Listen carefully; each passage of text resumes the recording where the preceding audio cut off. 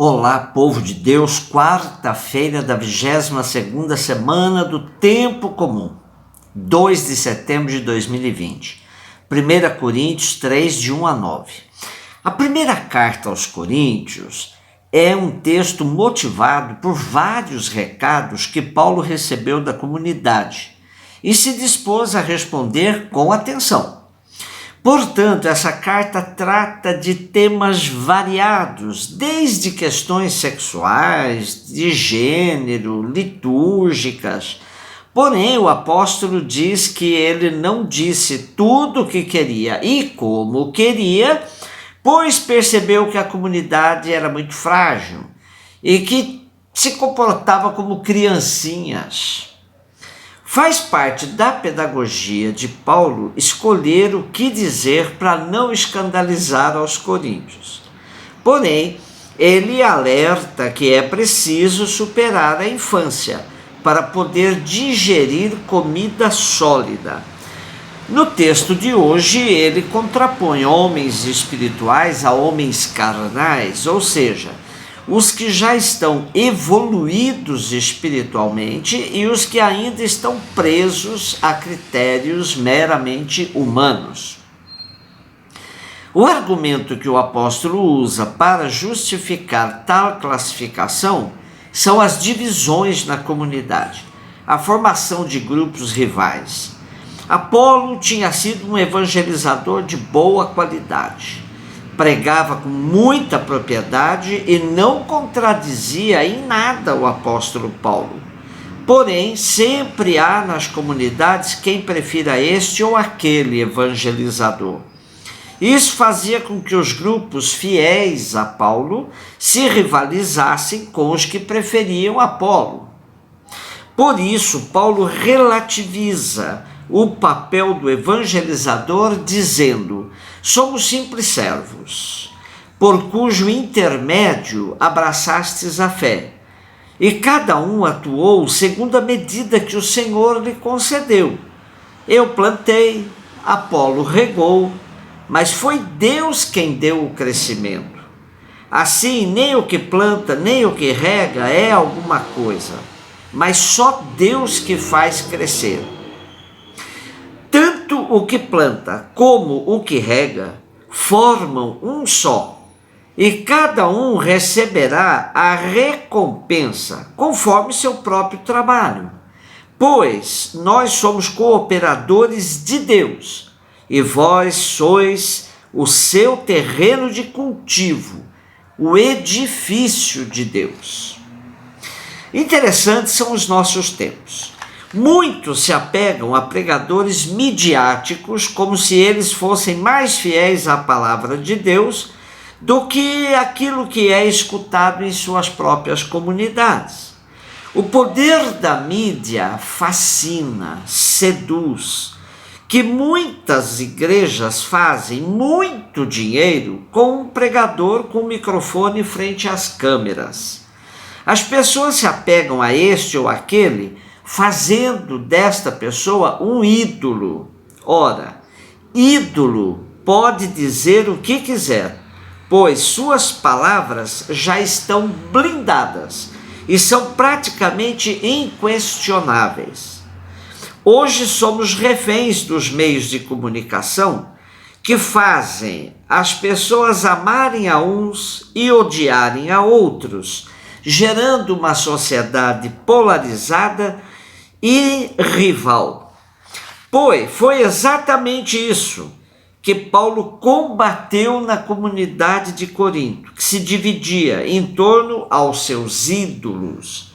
Paulo reagiu veementemente a esse comportamento.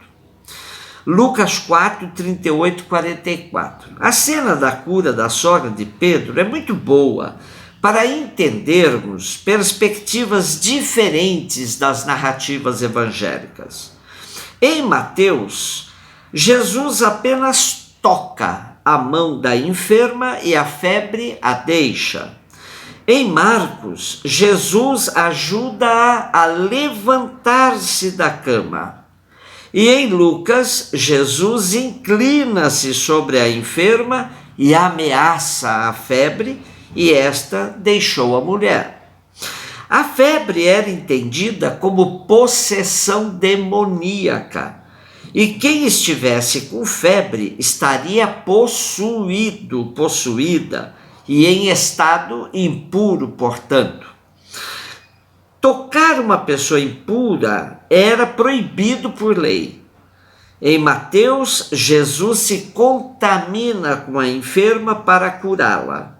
Em Marcos, o verbo levantar é o mesmo usado em algumas cenas de ressurreição.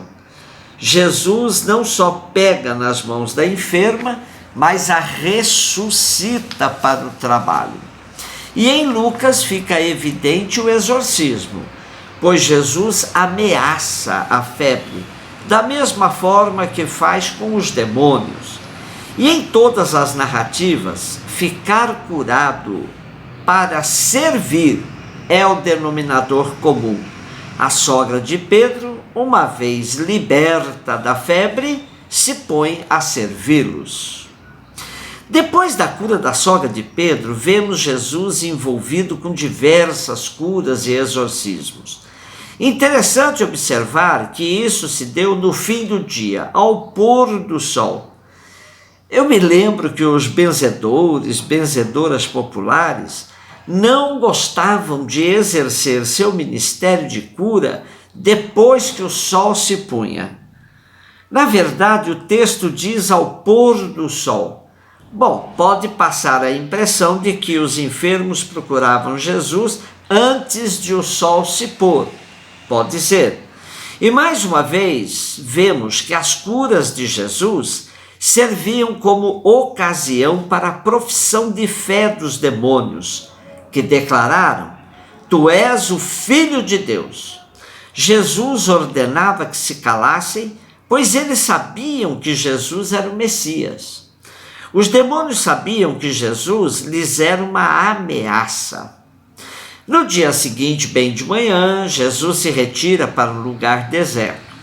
Para muitos da época, o deserto era um lugar como que neutro, onde as forças do mal e do bem tentam se impor umas às outras. Jesus já foi tentado pelo demônio no deserto. Agora o será pela multidão que vem a ele, tentando segurá-lo. A tentação da fama é rejeitada por Jesus, que manifesta sua consciência de ser enviado pelo Pai, consciência da sua messianidade. E diz à multidão: Eu devo anunciar a boa nova do reino de Deus também a outras cidades, porque para isso é que eu fui enviado. E Lucas diz que Jesus então deixa a Galileia e parte para a Judéia, onde pregava nas sinagogas. A consciência de sua missão faz com que Jesus vença todas as tentações às quais é exposto durante sua caminhada entre o povo, mandando os demônios se calarem a respeito de sua messianidade e se libertando da multidão que queria segurá-lo. Jesus dava continuidade à sua missão de anunciador do reino do Pai. Paulo aprendeu muito bem do seu mestre quando relativizava o seu trabalho missionário, revelando que tem consciência de que o que importa é Deus e não quem planta ou quem rega. Hoje vivemos numa sociedade da ostentação. E é muito fácil alguém se perder, julgando-se mais importante do que quem ele deve anunciar. A recomendação de João Batista deve sempre ser lembrada. É preciso que eu diminua e que ele cresça. Sem isso, corre-se o risco de se julgar mais importante o invólucro do que o conteúdo. Isso é comum numa sociedade que trocou a ética pela estética e que reproduz o que o escritor e dramaturgo Nelson Rodrigues traduzia por bonitinha, mas ordinária. Pois é, vive-se das aparências e do falso sucesso, produzido, maquiado. Jesus aponta para outro caminho, o da verdade, que gera vida verdadeira e autêntica. Um beijo no seu coração.